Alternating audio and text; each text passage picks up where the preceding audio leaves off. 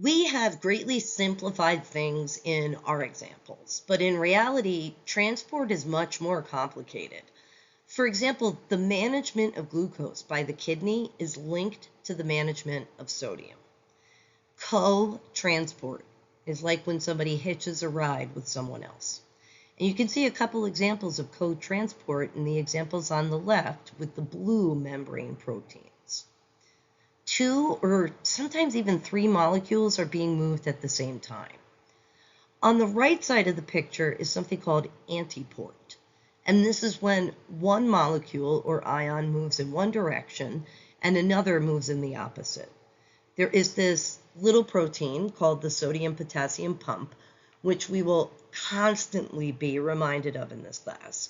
And this pump is an antiporter, transporting sodium back to the outside of the cell and potassium back to the inside of the cell. And it's worthwhile to mention that co-transport and anti-transport, it can be active using ATP or it can be passive.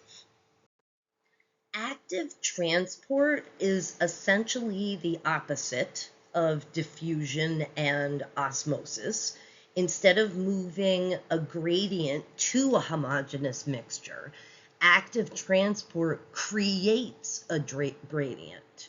So active transport is movement against the grain or against the concentration gradient, or moving a molecule from a place of low concentration to a place of, I don't know why I just made that an E, to a place of high concentration.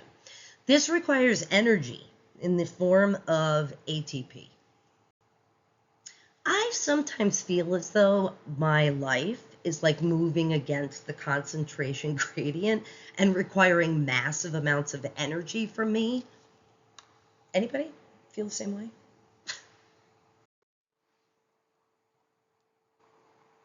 I have a picture here, well, actually I have 6 pictures here, of an interesting little protein called the sodium-potassium pump. It uses ATP and active transport to maintain the sodium-potassium gradients in your cells. Sodium is in high concentrations outside your cells, and potassium is in high concentration inside your cells. Unfortunately, because of these gradients, the ions will leak out of and into the cells, trying to make a homogeneous mixture. The pump, it basically puts the ions back into their correct location. So the ions leak, the pump puts them back. Let's label these pictures here to tell a story. What we have is a cell, a specific part of a cell. Let me draw a cell for you. Here's a cell. And we're looking at a specific part of a cell with the cell membrane and the sodium and potassium pump. Let's put some sodium cations on the outside of this cell, and let's put not as many in the cytosol.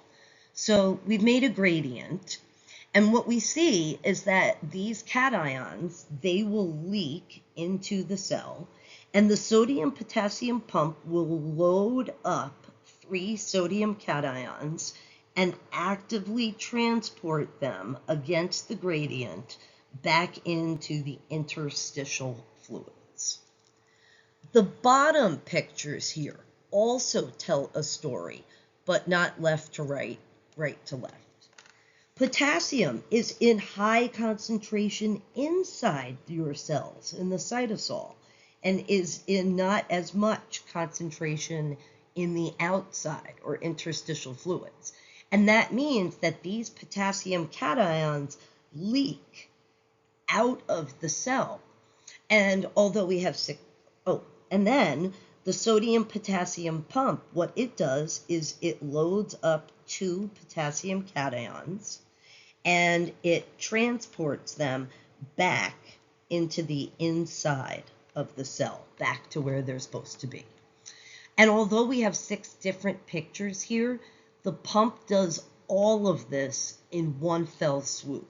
It's one action, and the 5 ions move at the same time.